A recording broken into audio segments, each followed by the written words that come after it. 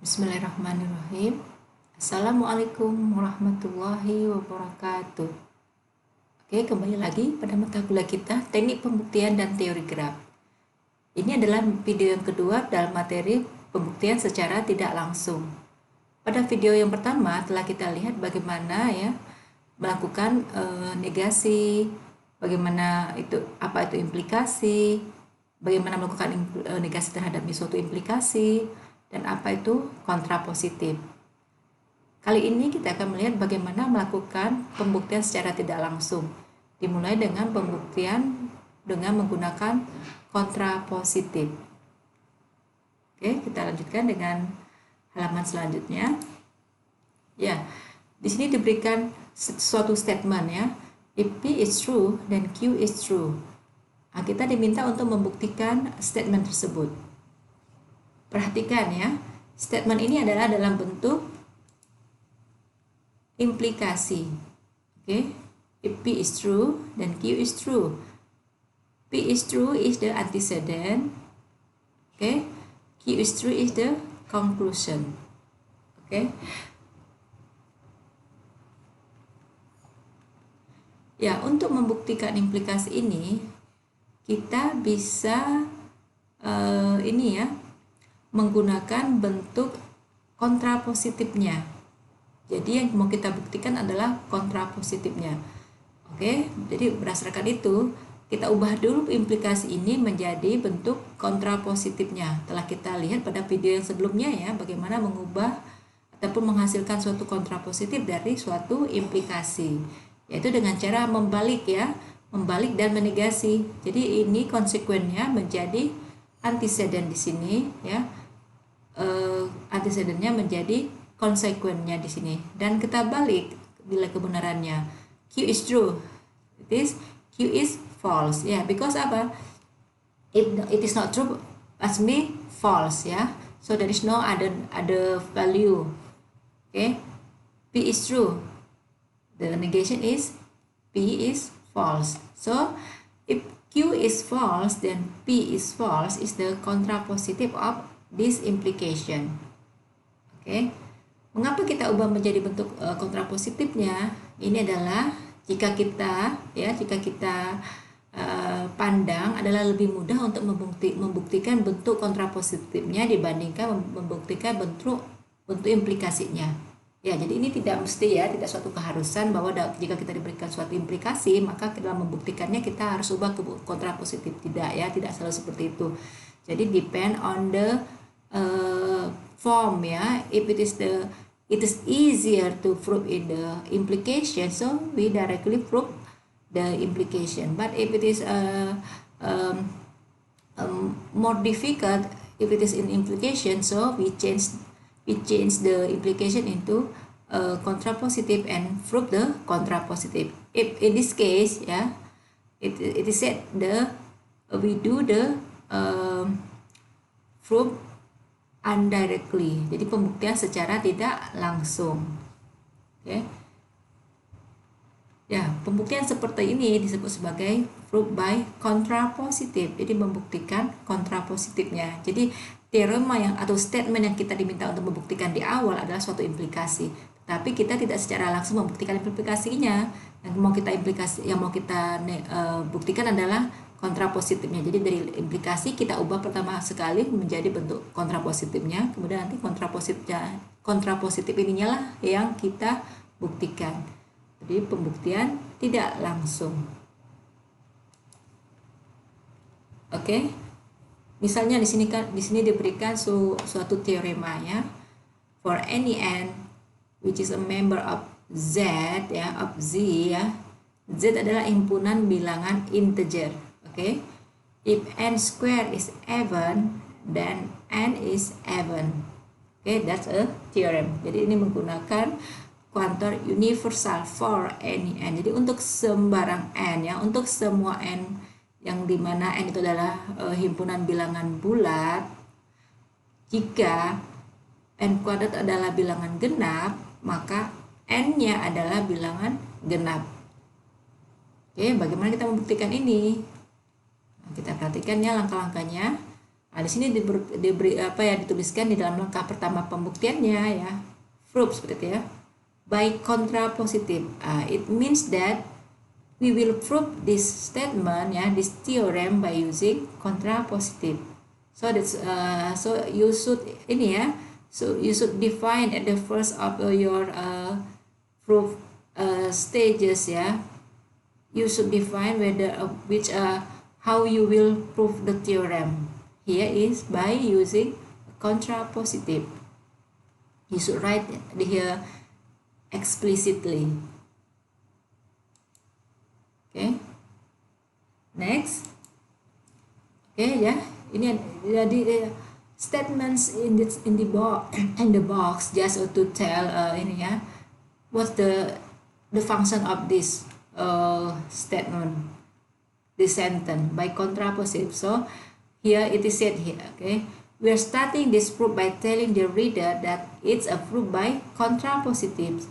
This helps cue the reader into what's about to come next. Ya, jadi the function of this statement ya by contrapositive adalah kita memberitahukan ini ya, pembaca ataupun siapa yang nanti akan melihat ini ya videonya, bahwa pembuktian-pembuktian yang akan datang setelah ini adalah dengan menggunakan langkah-langkah kontrapositif. Jadi kita untuk ini ya, menyiapkan pengguna, readernya, bahwa mereka akan mendapatkan langkah-langkah pembuktian dengan kontrapositif.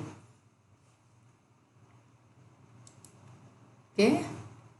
Kemudian ya, setelah after we ini ya, we decide ya how we will prove the theorem, okay, then we continue.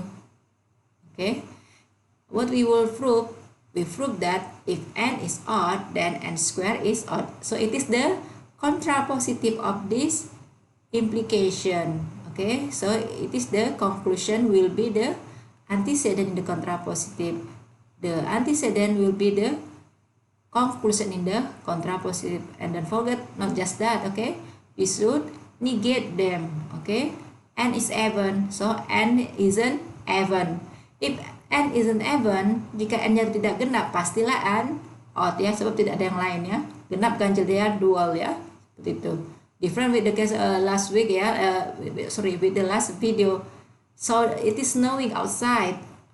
So the negation is it is not snowing outside, because if it is not snowing, there are many possibilities ya. It can be cloudy, sunny, rainy, and others. Okay.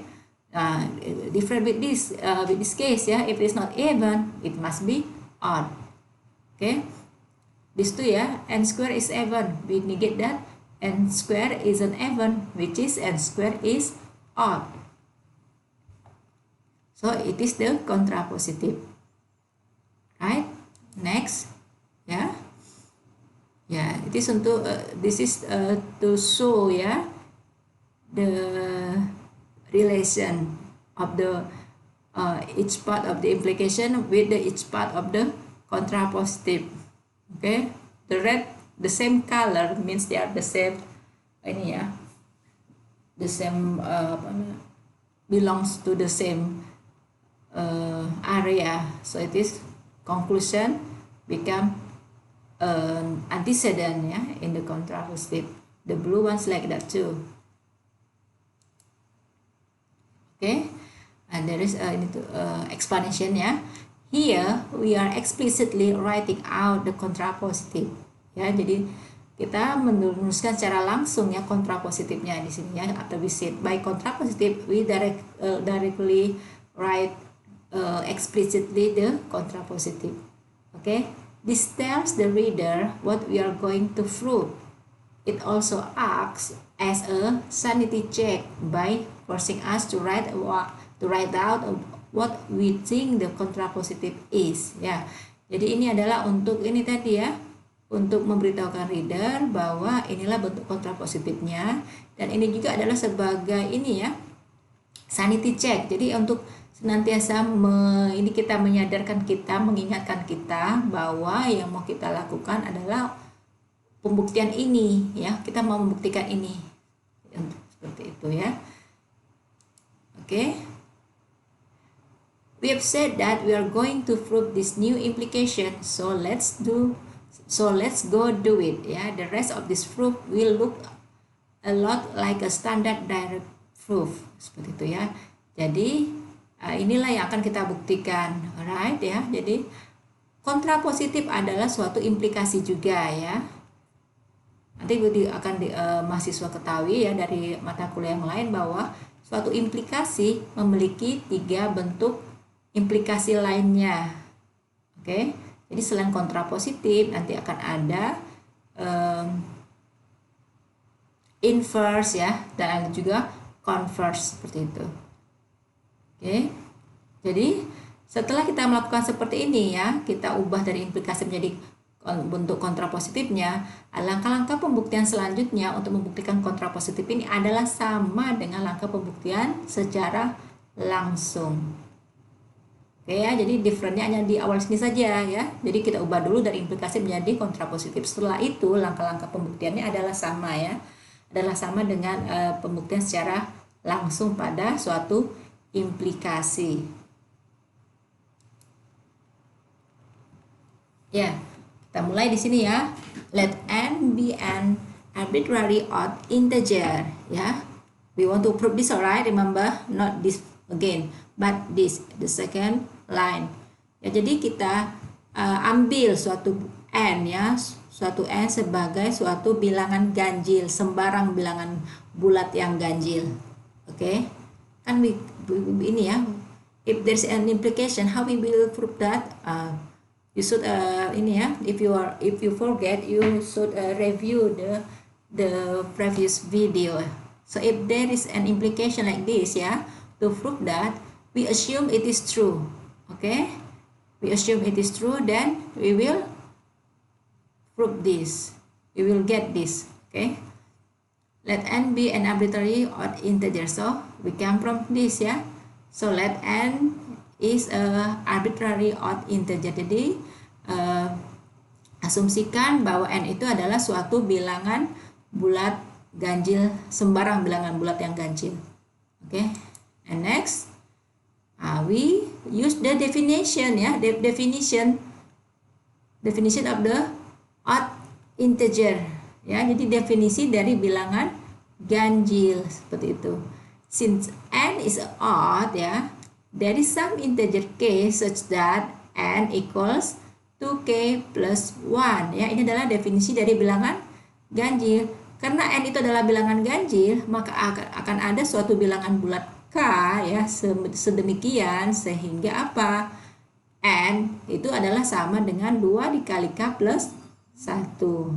Oke ya, ini adalah definisi bilangan ganjil. Oke, selanjutnya ya, karena di sini kan kita mau ada kuadrat, maka yang ini, definisi ini tadi juga kita kuadratkan. Alright ya, jadi kita kuadratkan both side, left and right ya. So we get this n square equals 2k plus 1 ya, in the bracket square. Okay, and then we apply the square into each ini ya, each term in the bracket, inside the bracket. Okay, so we get what? 2k quadrat, which is 4k square ya. Add ya, 2 times 2k times 1 ya, equals 4k. Add 1 square, which is still 1. So in the right side, we have this 4k quadrat plus 4k plus 1. Okay, right? And after that ya, okay, because it is said odd ya, so we should be able to form this into the definition of odd integer, which is 2k plus 1.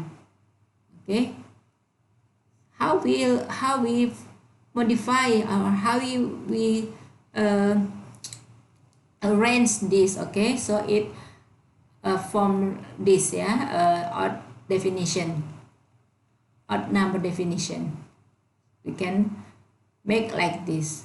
Okay, 2, yeah, this, yeah, 4 and 4, both of them has 2. Okay, so we take out the 2, yeah, because we need this. Okay, there are 2 here, there is 2 here, right? 2, yeah, if we take 2 from 4k square, so we still have 2k square. Okay, if we take 2 from 4k, we have 2k. Okay, and it is still the same, plus 1. Okay, and then, yeah, we assume this, yeah, 2k square plus 2k as another variable. Okay, we can take m, n, or other, but not k, right? Because k is already used here. Okay, here we use m, so it is we replace them with we replace this with m, or we substitute this with m, so we have 2m plus 1, right? Yeah, now we have like this, yeah, we have like this at the right side, yeah, and which is this resemble, yeah, the odd number definition. Okay, like this, yeah, it not necessary to be k. Okay, can be other variable, right? Yeah, because we can bring up, we can ini ya, we can bring this to the definition of the odd number, ya. So we have proven this. Okay, we have proven this. Therefore, n square is odd. It's like that. Okay, I hope all of you understand with this. Okay, I plan to make another. I plan to make a other video that has a writing on it. So how we get from this step, yeah, this into this step, but in the separate video, not this in the video. Okay, you can see that, yeah. It is just to explain the previous pages. Okay, actually we have come to this in here, to these sentences. We start by this, yeah, announce that we will prove by this, then explicitly we give the contrapositive statement, and then go through the contrapositive like it is a direct proof. Alright, yeah. Now we come to the B conditionals, ya. Conditionals yang dua, ya. B means two here. Okay. Yeah. Implikasi is a conditional, remember? Though it is not necessary to be a causal. There is a causality in it, okay? Not needed, not necessary. So now we have, yeah, in logic, we have B conditional too. Okay, let's see what's the B conditional. Okay, we take the previous example, yeah. We have proven, yeah, from the last video, if n is an integer, yeah, if n is even, then n square is even. We have this, right, at the first, and then the previous example, yeah, but not even, just odd, yeah, but different. If n square is even, then n is even. Okay, if we see that it is from left to right, yeah, this to this, okay, and this actually from this to that, remember, in the second implication. So we can combine them, yeah, these two implications, yeah, or these two conditionals, we can combine them into one implication like that, yeah, one conditional like that, like this, okay. N is even if and only if n square is even, okay. Jadi not just if, but if and only if, jika dan hanya jika, ya inilah disebut sebagai be conditional, okay. In logic, yeah, we will see this name is be implication, okay, be implication. This, yeah, if and only if means two ways implication. You remember, right? You should remember that implication is a direct, remember, from left to right, okay. Here be implication means two ways, left to right and right to left. So if there's like this, yeah, n is even if and only if n square is even, it means that we have two implications, okay. The first is this: if n is even, then n square is even. The second is if n square is even, then n is even. It's like that, okay. So you have two ways, left to right, right to left. Yeah, if and only if is often, yeah, is often abbreviated as if, jadi double F, ya, double F. So we can ini ya, use the if to replace if and only if. Yeah, if how we prove the be conditional? Okay, we will see in this slide, yeah. To prove a theorem of the form P if Q, you need to prove that P implies Q and that Q implies P. Yeah, two separate proofs. Yeah, so that's why if you want to prove a big conditional, yeah, you should do two proven, yeah, two proof stages. Okay, dua langkah pembuktian. First, you prove from left to right. Okay, and the second, you prove the right to left.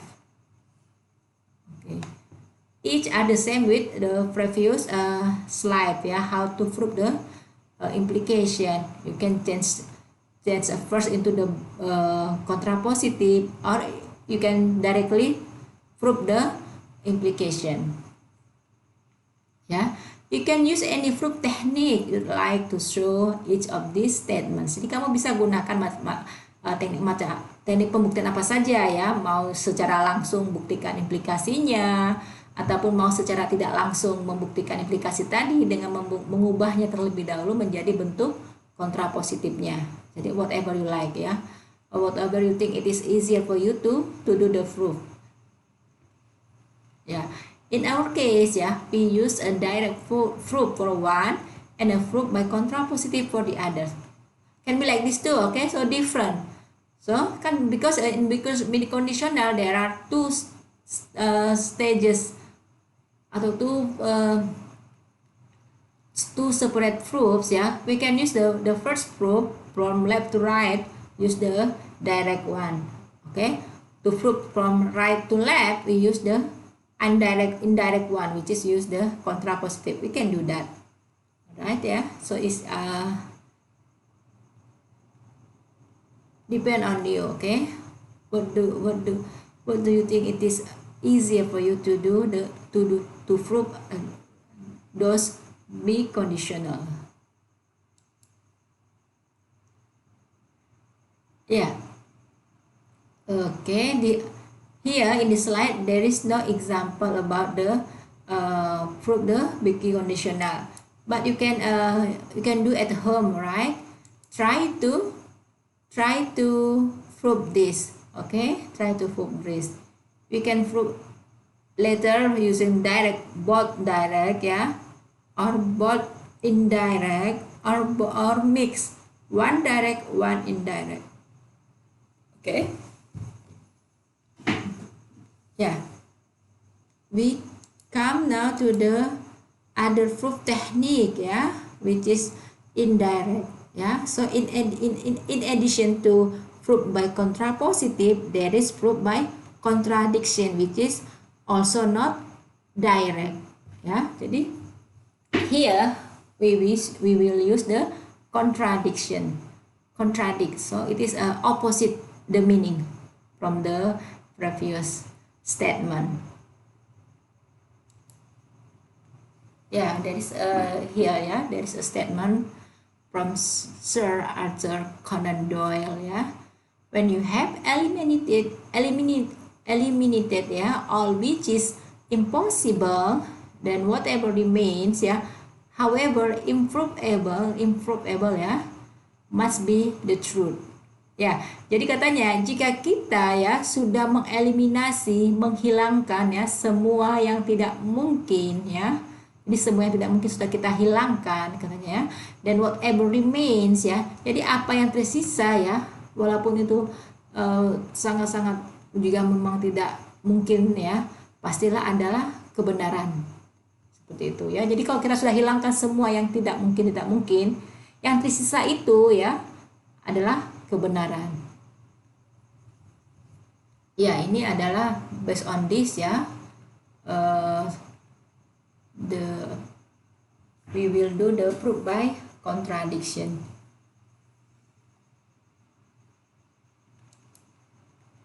Proof by contradiction. So we see that we will see how we will prove by do the indirectly, ya, using the contradiction technique. Ya, pembuktian ini bekerja seperti ini, ya.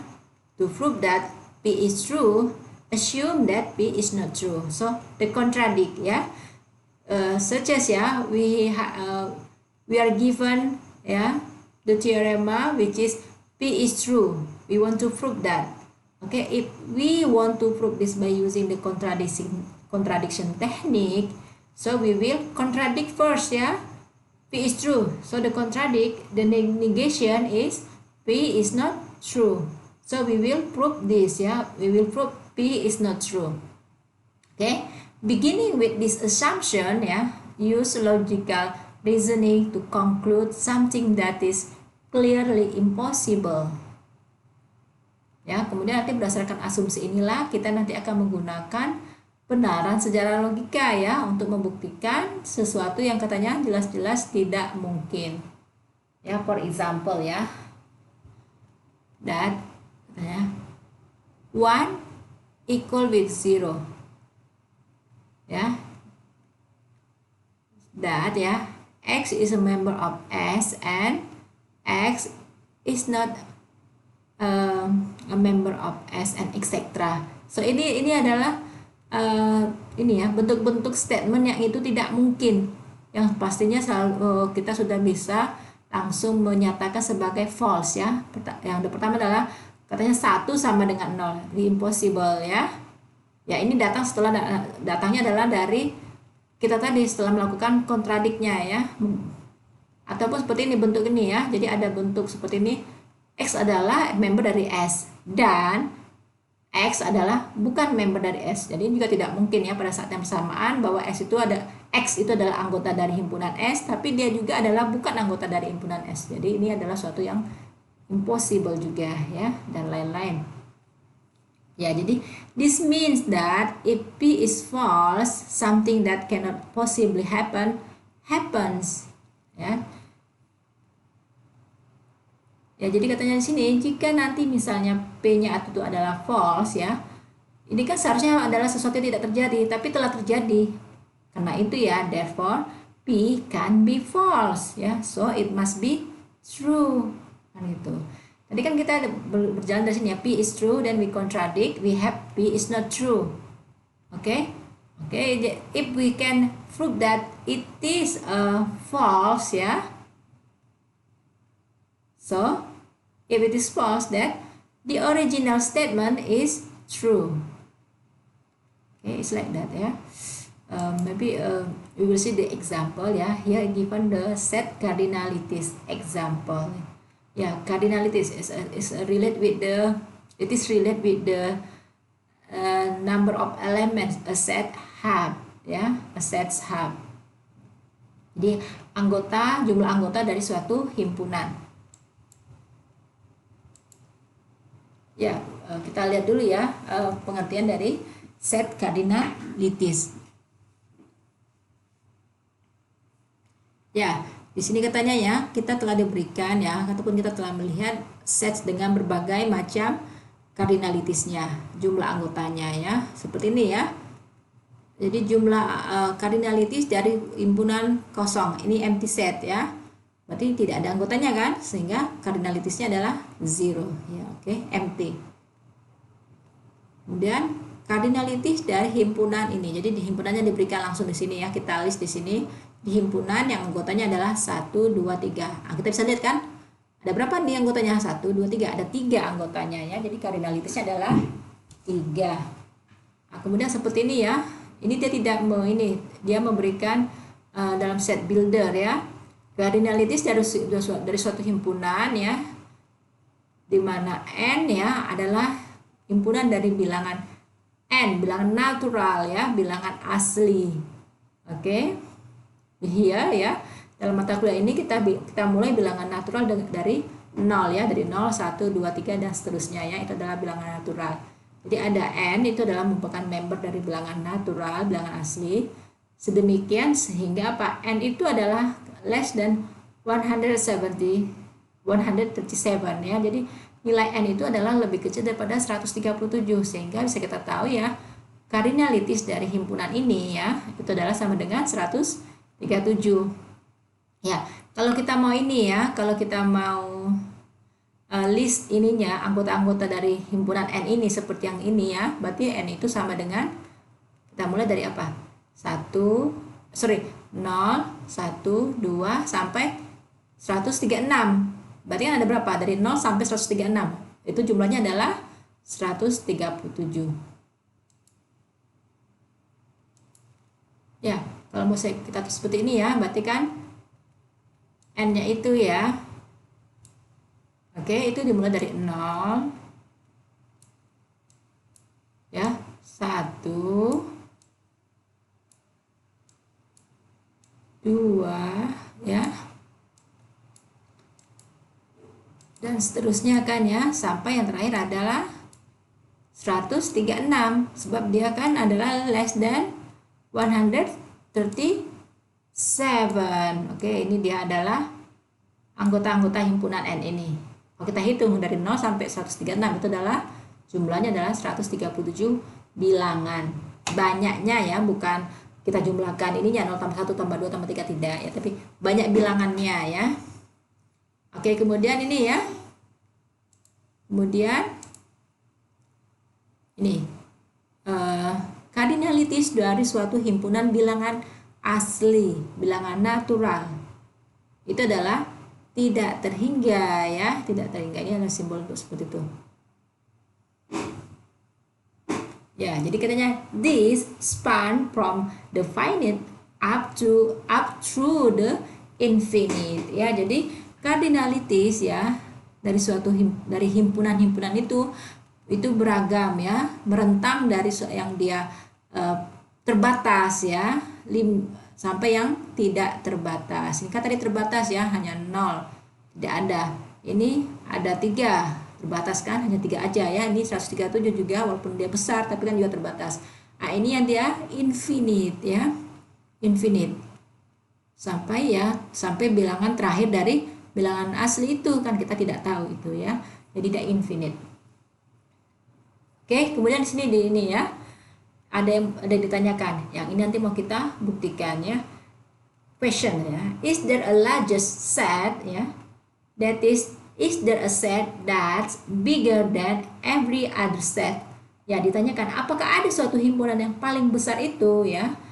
Let's here means as the big cardinalities. Jadi yang apakah ada ya suatu set ya, suatu himpunan yang anggotanya banyak bilangan adalah sangat besar ya, yang paling besar gitu ya, yang paling banyak ya jumlah anggotanya. Sehingga kan kalau if it is the largest ya, berarti tidak ada yang lebih besar daripada himpunan tadi jumlah anggotanya. Seperti ini ya. Apakah ada? Ya, kita akan melihat bagaimana pembuktiannya.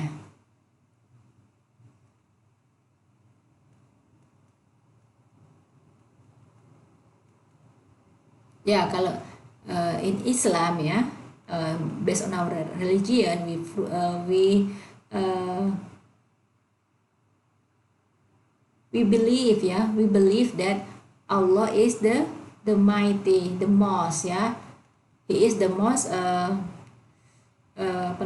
big, ya, the biggest. He is the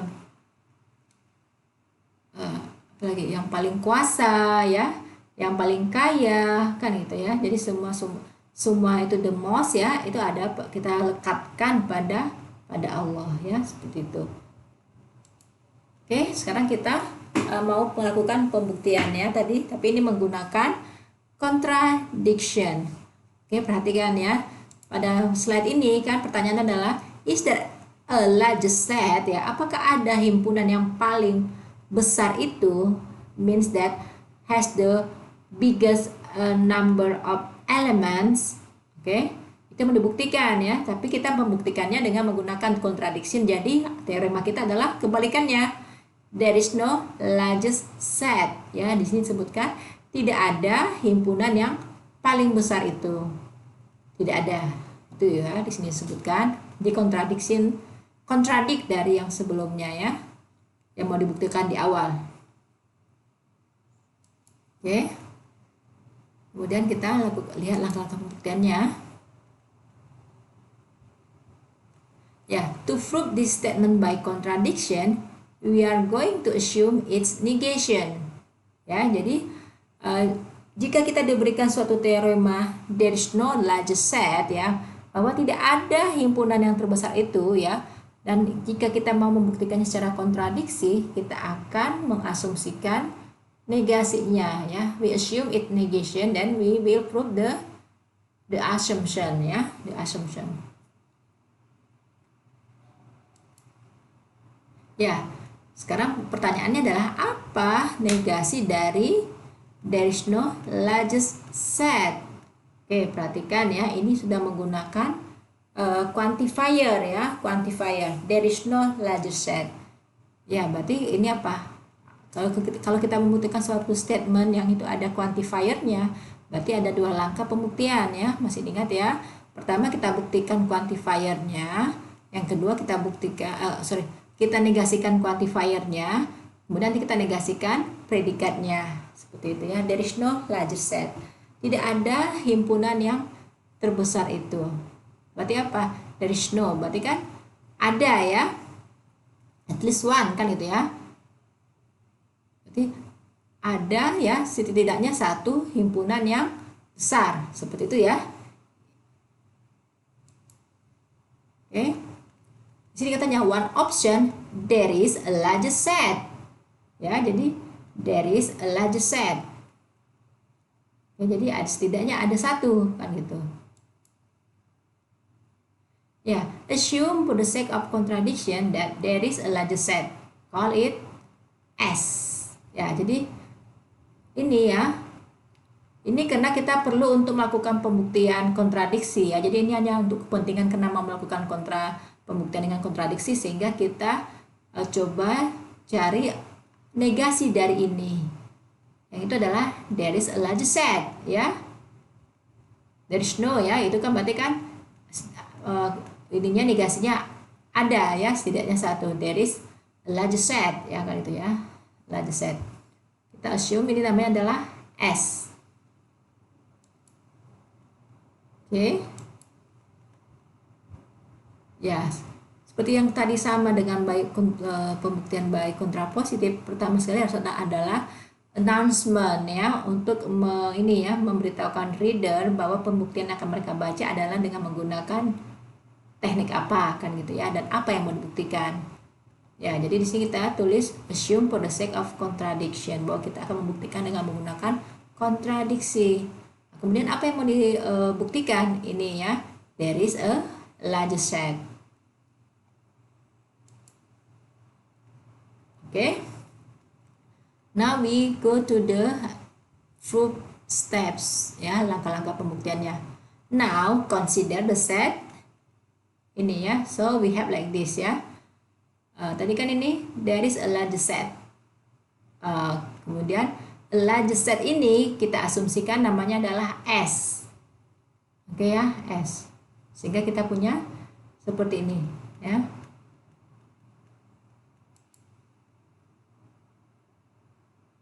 Ya. Ini adalah bermakna himpunan bagiannya. Himpunan bagian. Jadi asumsikan ya, consider the set ini ya. The set ini maksudnya adalah set yang dibentuk dari himpunan bagian dari S. Nah, jadi himpunan bagian dari S kita list semuanya dan itu adalah menjadi suatu himpunan baru ya. Oke. Nah, nanti ada ya di dalam himpunan itu ada namanya teorem Cantor ya. Jadi teorema Cantor. Jadi Cantor's theorem. Oke, nanti silakan di googling seperti apa bunyinya ya. Ya, jadi by Cantor's theorem ya, we know that ya, the cardinality ya, suatu himpunan S itu adalah selalunya lebih kecil daripada the cardinality dari himpunan bagian dari S tersebut. Sehingga ya, himpunan bagian S is larger ya dan S. Paham ya? Ya, jadi dari teorema Cantor ya pada himpunan itu ini seperti ini bunyinya ya, bahwa jumlah the cardinality dari suatu himpunan itu selalunya lebih kecil daripada the cardinality dari himpunan bagian dari himpunan tersebut. Ya, seperti ini ya. Jadi di sini misalkan himpunannya adalah S, sehingga himpunan bagian dan himpunan tersebut seperti ini ya simbolnya. Paham ya? Himpunan bagian. Misalkan yang seperti yang tadi contohnya ya, kita memiliki himpunan misalnya S-nya itu, misalkan S kita ya sama dengan, ya ini kita langsung list ya, tidak usah banyak-banyak saja, misalnya apa? 1, 2 ya. Ini hanya 2 saja anggotanya, berarti cardinality-nya adalah 2 ya. Tadi kan bisa kita lihat tadi sini bahwa cardinality-nya dari S di sini ya itu adalah sama dengan 2, banyak anggotanya ya. Nah, kemudian himpunan bagian ya, himpunan bagian dari S adalah suatu himpunan kan gitu ya. Apa saja itu? Coba, ini ada 2, berarti 2 pangkat 2 ya. Ada 4 anggotanya, dimulai dengan himpunan kosong ya, himpunan kosong, kemudian himpunan yang satu-satu anggotanya 1 ya. Duh, nggak bisa ngapus ya, sebentar ya. Eraser, ini ada penghapusnya.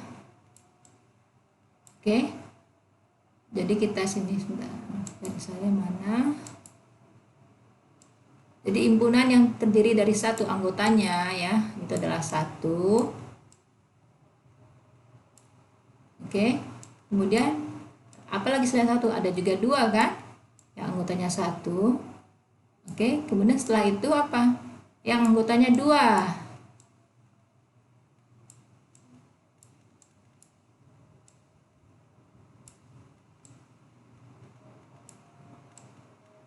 Kelihatan ya? Ini saja kan ya himpunan bagian dari ini. Jadi ada berapa membernya? Kalau kita mau lihat nanti ya, ininya sama dengan apa? 4 ya kan? 1. Kalau kita count 1, 2, 3, 4 ya. Jadi apa? 2 dengan 4 kan lebih kecil 2. Diperhatikan ya. Jadi himpunan manapun ya, mau dia yang terbesar, yang terkecil ya, pastinya ya berdasarkan Cantor's theorem ya, bahwa jumlah anggotanya tadi akan selalu lebih kecil daripada jumlah anggota dari himpunan bagian dari himpunan tersebut. Sehingga apa? Tadi kan kita asumsikan S adalah himpunan yang terbesar, yang memiliki paling banyak anggota ya, jumlah anggota. Ternyata tidak kan ya, sebab apa? Himpunan bagian dan himpunan tadi itu yang terbesar tadi, yang kita asumsikan terbesar, adalah masih lebih banyak jumlah anggotanya dibandingkan himpunan terbesar tadi. Sehingga apa? There is no larger set ya, there is no larger set. Kita lihat ya. This contradict the fact that S is the largest ya, is the largest set. Ya, ya contradict ya, because apa? Because we have found that the subset of S ya, kita namanya adalah sebagai power set ya. Jadi himpunan yang dibentuk dari himpunan bagian dari suatu himpunan. The power set of that set is has the biggest cardinalities rather than that set ya, seperti itu. Jadi kontradik, sehingga apa? Salah kan ya? Bahwa kita asumsikan ini adalah there is a large set ya, kita asumsikan tadi adalah seperti ini. Ternyata ini salah ya, kita tidak bisa membuktikannya. Berarti ini kan salah, false. Karena ini false, maka ini adalah true.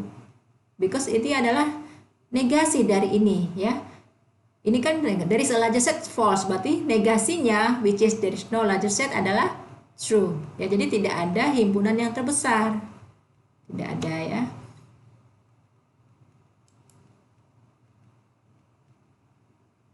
Yeah, so our assumption which is this ya, there's a larger set must have been wrong. Okay, therefore there is no larger set ya, there is no larger set.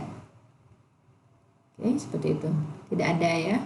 Tidak ada himpunan yang terbesar. Oke, ini adalah untuk penegasan yang tadi ya. Oke. Proving implication. Oke ya. Membuktikan implikasi. Walaupun ya di dalam pembuktian secara langsung sudah kita lihat tadi itu juga ya, di dalam tadi juga contoh tadi ya. Implication kan if P then Q ya, we assume P then we will conclude Q. Sekarang kita diberikan teknik lain dalam membuktikan suatu implikasi. Ya, to prove the implication if P is true then Q is true ya, you can use 3 techniques ya. Jadi kita bisa gunakan 3 macam teknik untuk membuktikan suatu implikasi. Pertama dengan melakukan pembuktian secara langsung, direct proof ya, assume P and prove Q ya, assume this and then we will prove this. Oke. Proof by kontrapositif. Jadi kita ubah dulu implikasinya menjadi kontrapositifnya ya. Sehingga assume Q is not Q ya, assume not Q, we will prove we will prove not P ya, seperti itu. Ini kan adalah bentuk kontrapositif dari ini. Oke, ataupun ya teknik ketiga itu adalah proof by contradiction. Ya, jadi kita cari bentuknya. Right? Ya, kemudian bentuk ekivalennya inilah yang akan kita negasikan ya. Ini sudah diberikan dalam contoh slide sebelumnya, walaupun tidak saya jelaskan seperti ini ya. Jadi langsung di dalam slide-nya ya. Nah, ini kalau ini kan dia sudah sederhana operatornya ya. Bisa langsung dinegasikan. Ya, jadi kalau negasi or itu adalah an. Oke. Oke, kita negasikan ya. Ini kita negasikan ya, negasi P atau Q ya, itu sama dengan apa? Nah, ini seperti matematika ya, negasi ya, seperti ibaratnya bilangan negatif dikalikan dengan negatif, berarti menjadi positif kan ya, dihilang, tinggal P saja. Oke. Nah, negasi dari or itu adalah an. Oke, negasi Q. Oke, negasi Q. Jadi ini adalah bentuk negasi dari implikasi P implies Q. P dan not Q. Oke. Nah, kita masukkan ke sini lah ya, kita cari apa kalimatnya. Oke. Yang menjadi P kita di sini panjang ini ya. P-nya adalah n is an integer and n square is even. Itu P-nya ya. Q-nya adalah n is even. Jadi P-nya tetap ya. P-nya tetap. Berarti n is an integer and n square is even, and not Q, n is not even. If n is not even means that n is odd. Ya, jadi yang kita punya apa kontradiksinya? Bentuk kontradiksi dari sini adalah n is an integer and n square is even, and n is odd. Perhatikan ya. Jadi di antara A, B, C, dan D yang mana yang tepat? Apakah A, B, C, and D? Ya, n is an integer and n square is even.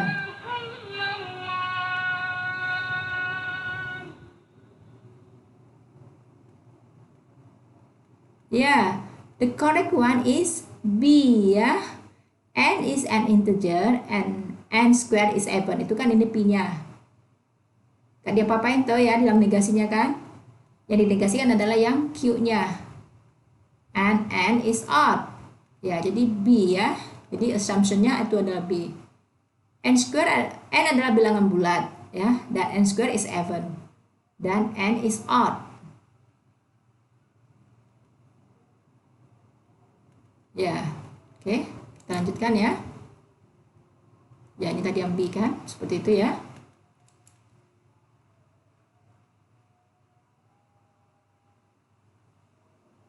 Perhatikan ya. Yang warnanya sama berarti berasal yang sama ya. Kemudian yang ini dinegasikan jadi N is odd. Oke, selanjutnya. Ini kan yang kita buktikan. Jadi kita mulai dari definisi bilangan ganjil. Since N is odd, we know that there is an integer case such that ya ini adalah definisi bilangan ganjil. N equals 2k plus 1. Right, lanjutnya. Squaring both sides ya of equation 1 and simplifying we gives the following. Jadi kita square N square 2k plus 1 kita square menjadi 2k plus 1 in bracket square. Oke. Kita apply square-nya ke ini ya, to the inside of the bracket we have this. Okay, and then we take out 2 ya, to resemble ya the definition of odd number. Okay. Okay. Equation 2 ya tell us that N square is odd because ini kan this form ya resemble this, right, which is the definition of odd number. So what? N square is odd. Yeah, N square is odd, which is impossible. Yeah, because of what? By assumption, N square is even. Because in our assumption, yeah, look at here. Yeah, N is an integer and that N square is even, but that N is odd. Can we prove from this, right? N is odd. Then we square the N, yeah, both side this. And we get that this. It means that N square is odd. But here, N square is even. So contradict, right? In one place it is said N square is even. But in another place it is said that N square is odd. So it's contradict. It means that our assumption, this, yeah, N is an integer and that N square is even. But that N is odd is wrong. It's not true. So, the original theorem, which is this, yeah, is true. Okay, it's like that.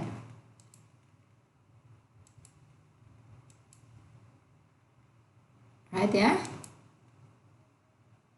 Ya, ini recap ya. Ini hanya untuk pengulangan kembali ya bagaimana melakukan negasi pada implikasi. Okay, I hope that you can read this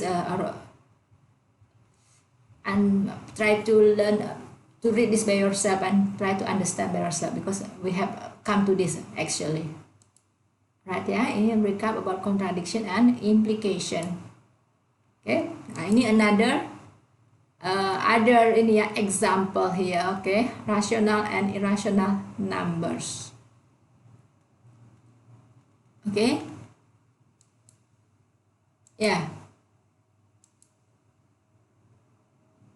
Yeah, for this slides, yeah, the rest of the slide, I hope that you can read by yourself. Okay, so in addition of this video, I will give the slide of this, yeah, and I have done that. I think, yeah, I have upload on our e-learning the slide of this material about indirect proof. So you can read from that, okay, this example, and if there is a question about this rational and irrational, we can discuss on our e-learning. Right, yeah. So it is the rest of the slide is about the proofs about the rational and irrational numbers. Okay. We see it is the last slide ya. What we learned ya. Jadi apa yang telah kita pelajari? Ya, first is what's an implication. Apa itu implikasi? Ya, kemudian dan next how do you negate formulas. Jadi bagaimana kita menegasi suatu formulas. Termasuk di dalamnya adalah implikasi ya. What is a proof by kontrapositif. Jadi bagaimana melakukan pembuktian dengan kontrapositif. What's a proof by contradiction. Jadi bagaimana melakukan pembuktian dengan contradiction. Jadi dari dua pertemuan ini ya, yang kemarin dan sekarang ya, dengan juga ada dua videonya ya. Yang inilah yang telah kita pelajari. Okay, if there is any question, we can discuss on our e-learning. Okay, I think just this video, just this the video ya. Okay, I will stop this video ya. Thank you very much for your